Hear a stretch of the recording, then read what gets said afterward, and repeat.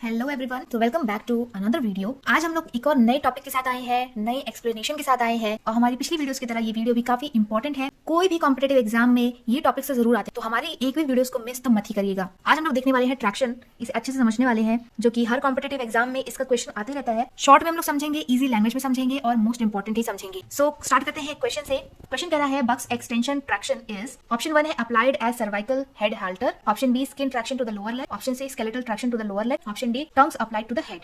तो पहले हम लोग समझेंगे कि बक्स ट्रैक्शन है क्या होता है कि ये है हमारी बोन के अपर पार्ट को एपिफाइसिस कहते हैं और बोन की जो मिडिल पार्ट होता है उसको डाइफाइसिस कहते हैं। इसी डाइफाइसिस को शाफ्ट भी कहते हैं। अगर जो बोन है वो टूट गई, ऐसे हो गई, तो उसको फ्रैक्चर कहा जाता है। फ्रैक्चर का डेफिनेशन क्या है? When the continuity of bone is break it is called fracture. जब बोन की कंटिन्यूटी ऐसे बिगड़ जाती है तभी उसको फ्रैक्चर कहा जाता है। और फ्रैक्चर को डिनोट हैशटैग से किया जाता है। हैशटैग का हम लोग कितना यूज करते हैं इंस्टाग्राम, फेसबुक वगैरह में, लेकिन मेडिकल लैंग्वेज में जब कोई डॉक्टर अपनी शीट बनाते हैं तो उसमें पूरे वर्ड नहीं लिखते फ्रैक्चर पूरा, वो सिंपली ऐसा हैशटैग बना देते हैं और इसका मतलब होता है फ्रैक्चर। फिर फ्रैक्चर वाली कंडीशन में क्या किया जाता है? तो राइस हमारा प्रायोरिटी एक्शन होता है।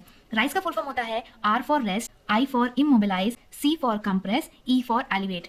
रेस्ट करना है उस पेशेंट को, फ्रैक्चर वाले को, जिस भी हाथ या पैर में फ्रैक्चर हुआ है उसको इमोबिलाइज कर देना है, एकदम से उसे हिलने डुलने से बचाना है। आप लोगों ने देखा होगा जिस किसी को फ्रैक्चर वगैरह एक्सीडेंट वगैरह होता है तो उसमें क्या होता है, एक लकड़ी का फट्टा लगा देते हैं ताकि जिसका लेग है वो एकदम स्ट्रेट रहे, बिल्कुल भी हिल डुल ना पाए। ऐसा क्यों करते हैं? क्योंकि जो बोन अंदर टूट गई होती है, अगर वो पैर फिर भी हिलता रहेगा तो वो जो टूटी हुई बोन है एकदम नुकीली होती है, तो वो किसी आर्टरी या नर्व को भी डैमेज कर सकती है। उसके कारण पूरा पैरालिसिस भी हो सकता है या फिर बहुत ही ज्यादा ब्लीडिंग भी हो सकती है। तो उसी चीज को बचाने के लिए इमोबिलाइज कर दिया जाता है उस पार्ट। फिर सी है कंप्रेशन। कंप्रेशन जैसे कि ब्लीडिंग हो रही है तो कंप्रेस करके रखते हैं ताकि ब्लीडिंग स्टॉप हो सके या ज्यादा ना हो सके। फिर है एलिवेट। जब फ्रैक्चर होता है तो क्या होता है, वहां पे एडिमा वगैरह ना हो पाए, फ्लूइड कलेक्शन ज्यादा ना हो पाए, इसीलिए उस लेग को एलिवेट करके रखना है। फिर इसके बाद राइज करने के बाद क्या होता है? राइज करने के बाद होता है रिडक्शन मतलब जो भी इसका बोन वगैरह अपना जगह से हिल गई है, इधर उधर हो गई है, उसको वापस से ऐसे रिड्यूस करके उसको लाते हैं पास में और फिर अलाइनमेंट कर देते हैं। बोन जैसी होनी चाहिए वैसे ही उसको अलाइन कर देते हैं, सीधी होती है तो सीधी लगा देते हैं। फिर अब हम लोग समझेंगे ट्रैक्शन क्या होता है या ट्रैक्शन कितने टाइप का होता है। तो ट्रैक्शन 2 टाइप का होता है, एक स्किन ट्रैक्शन होता है और एक स्केलेटल ट्रैक्शन होता है। स्किन ट्रैक्शन मतलब नाम से समझ में आ रहा है, स्किन जो कि सिर्फ स्किन में की जाए उसको स्किन ट्रैक्शन बोलते हैं। स्केलेटल मतलब जो बोन्स से ज्वाइन करके जो ट्रैक्शन किया जाए उसको स्केलेटल ट्रैक्शन कहते हैं। स्किन ट्रैक्शन जैसे कि ये लेग है, लेग में हमारी 2 बोन होती है और अगर इस लेग के ऊपर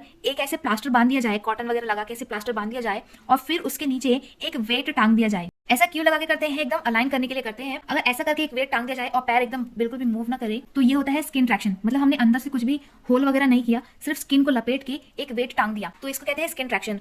और इसमें कितना वेट डाला जाता है? तो 3.5 से 5 किलो वेट ही इसमें लगाया जाता है स्किन ट्रैक्शन में। और स्केलेटल ट्रैक्शन में 11 to 18 kg का वेट लगा सकते हैं। ये जो प्लास्टर लगता है स्किन वाले में, इसको ही कच्चा प्लास्टर भी कहते हैं। फिर जो स्केलेटल ट्रैक्शन होता है उसमें पिन्स और वायर्स का यूज किया जाता है। अंदर से बोन्स में होल करके पूरा उसे जो बोन होती है अंदर की, उसका यूज करके पिन वगैरह पूरा लगा के जब उसको ऐसा वेट लगाया जाए तो उसको बोलते हैं स्केलेटल ट्रैक्शन।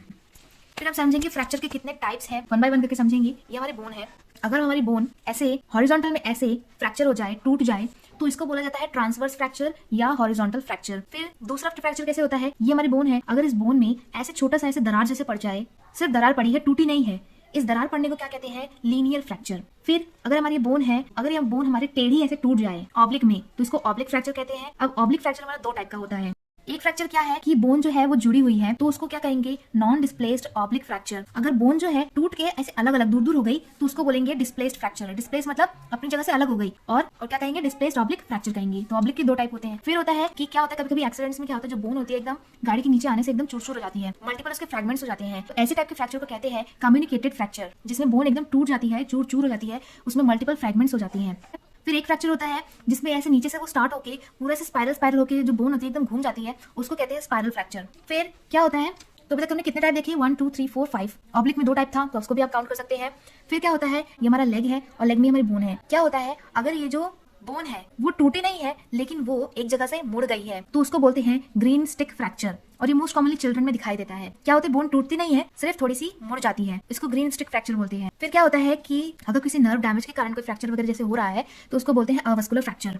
फिर फ्रैक्चर 2 टाइप का होता है, ओपन फ्रैक्चर और क्लोज फ्रैक्चर। ओपन फ्रैक्चर मतलब क्या होता है? If skin integrity break and bone expose outside, मतलब ओपन मतलब खुला हुआ, अगर फ्रैक्चर हुआ और बोन बाहर दिखाई दे रही है, एक्सपोज हो रही है बाहर, स्किन को फाड़ के तो उसे बोलेंगे ओपन फ्रैक्चर। फिर क्लोज फ्रैक्चर क्या है, बोन ब्रेक हुआ but skin integrity not lose, मतलब स्किन के बाहर से हमको बोन दिखाई नहीं दे रही है और स्किन फटी हुई भी नहीं है, तो ये क्या होगा, क्लोज फ्रैक्चर होगा। इन दोनों को दो और नाम है इनके, एक है कॉम्प्लेक्स और एक है सिंपल। क्लोज वाले को क्योंकि बोन अंदर ही है, स्किन के अंदर ही है, तो वो क्या होगा, सिंपल होगा, सिंपल फ्रैक्चर होगा। जो ओपन वाली है उसमें बोन दिखाई दे रही है बाहर, तो वो और ज्यादा कॉम्प्लिकेटेड है, इसीलिए उसको क्या बोलते हैं, कॉम्प्लेक्स फ्रैक्चर बोलते हैं। अब इसमें स्किन भी फट गई, बोन भी बाहर आ गई, तो इसमें क्या होता है, इन्फेक्शन होने के चांसेस ज्यादा रहते हैं ओपन फ्रैक्चर में। क्वेश्चन में अगर पूछ ले कभी कि किसमें ज्यादा चांसेस होते हैं इन्फेक्शन के, तो ऑब्वियसली जिसमें स्किन फटी हुई है उसमें ही होगा। तो कौन सा फ्रैक्चर है, वो ओपन फ्रैक्चर है। अगर क्वेश्चन ये पूछ ले कि कौन सा फ्रैक्चर ज्यादा अच्छा है, अच्छा तो कोई भी फ्रैक्चर नहीं होता है, लेकिन अगर पूछ ले ऐसा कौन सा बेटर है ओपन या क्लोज में, तो हम क्या आंसर करेंगे, क्लोज बेटर है, क्योंकि वो सिंपल है और उसमें इन्फेक्शन के चांसेस कम है, उसमें स्किन इंटीग्रिटी नहीं ब्रेक होती। सो ये सब था फ्रैक्चर के बारे में और ट्रैक्शन के बारे में।